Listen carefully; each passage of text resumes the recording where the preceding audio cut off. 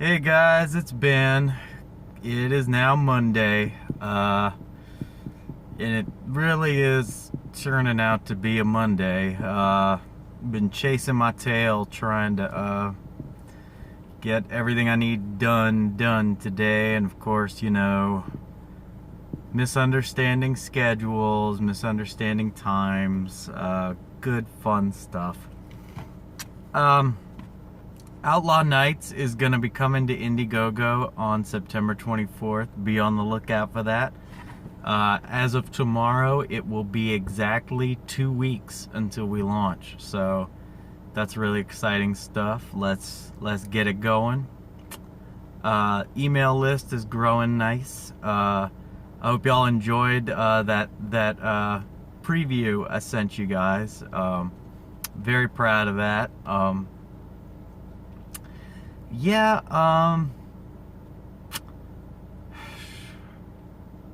Pop culture. What the hell's going on? I think I kind of wanted to talk a little bit about more of a general subject about mainly about the pattern in news media that you see. You see, it seems like every other week there's some new crazy droplet of wokeness being leaked out in the news media. And every time it happens, everybody on YouTube goes ballistic. Everybody posts a big video about how awful it is.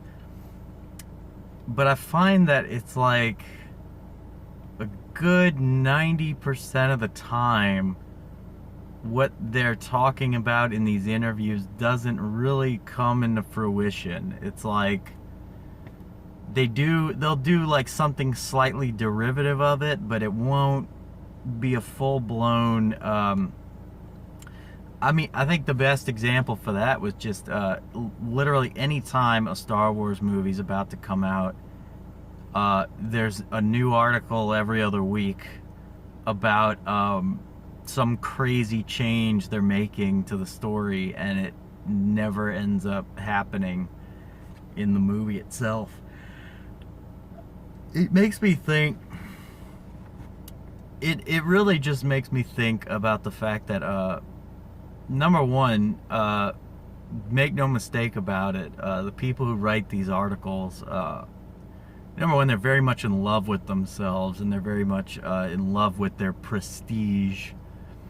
So make no mistake when I tell you that they know when people are talking shit about them on YouTube. They know. They may not watch the videos, but they got people who watch the videos who let them know. And I honestly feel like, knowing the average maturity level of somebody in my generation, I'm about 30,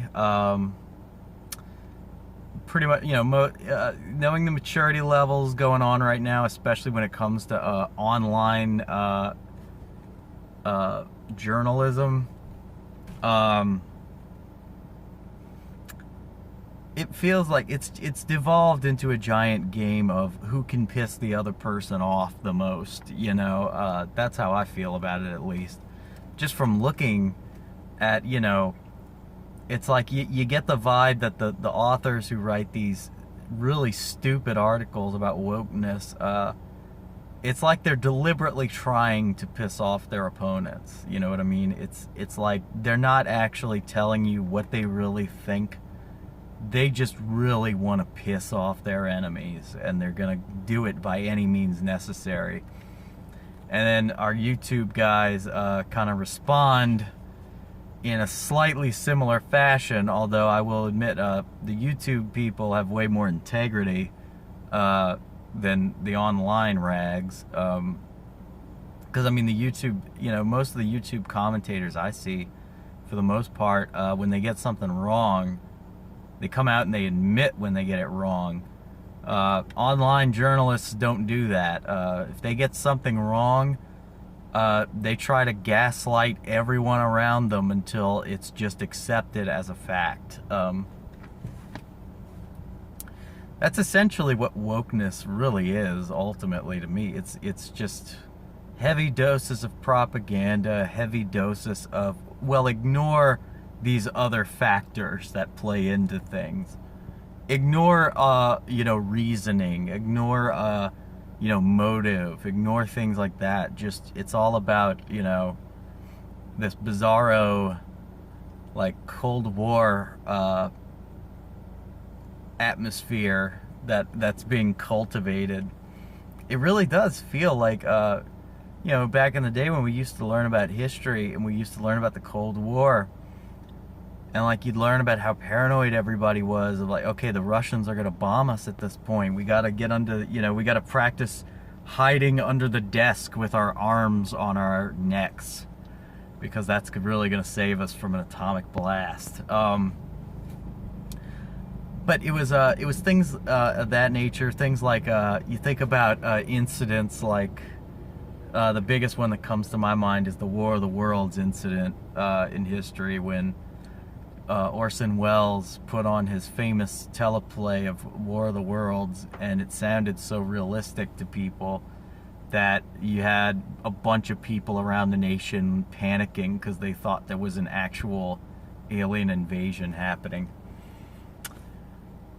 The similarities between the paranoia of the Cold War era and the paranoia going on right now are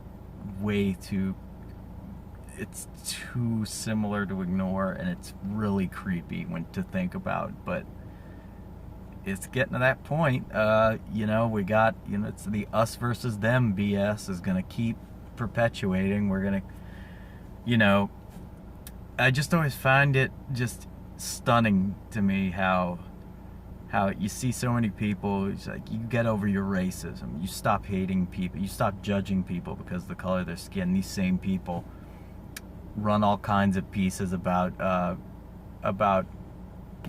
stereotypes of honkies, and then of course the minute somebody's like, well, aren't you kind of defeating your own philosophy by talking like that, they immediately just this idiot.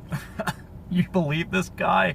He thinks people can be racist against white people.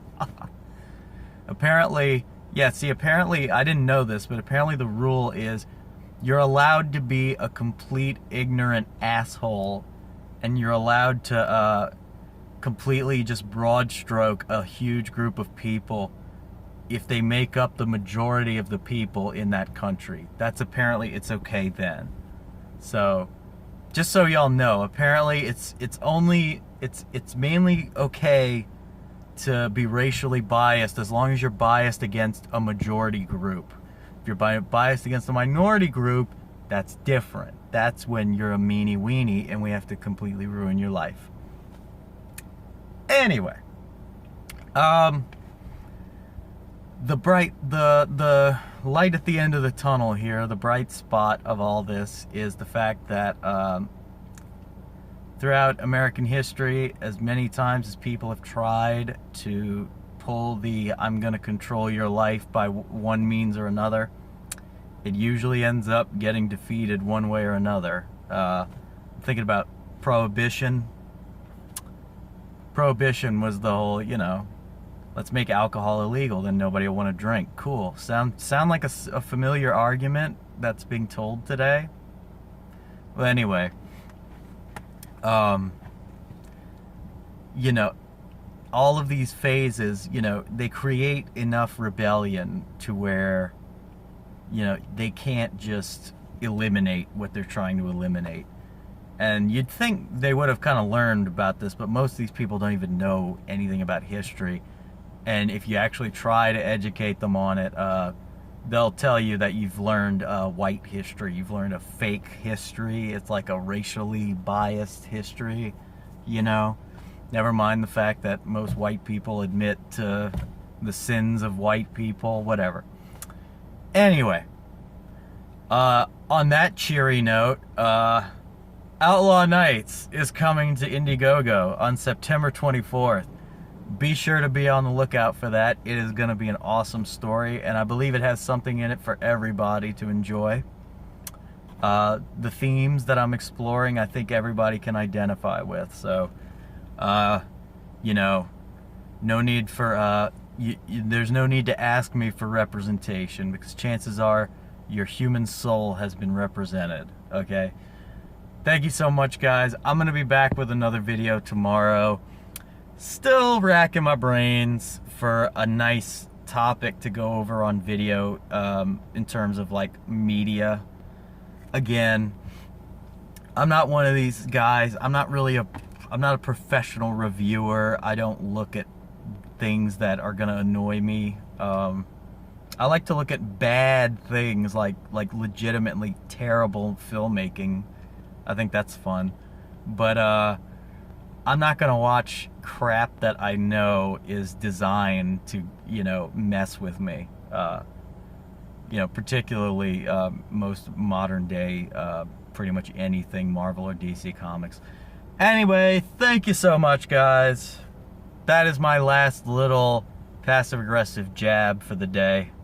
I will be back tomorrow.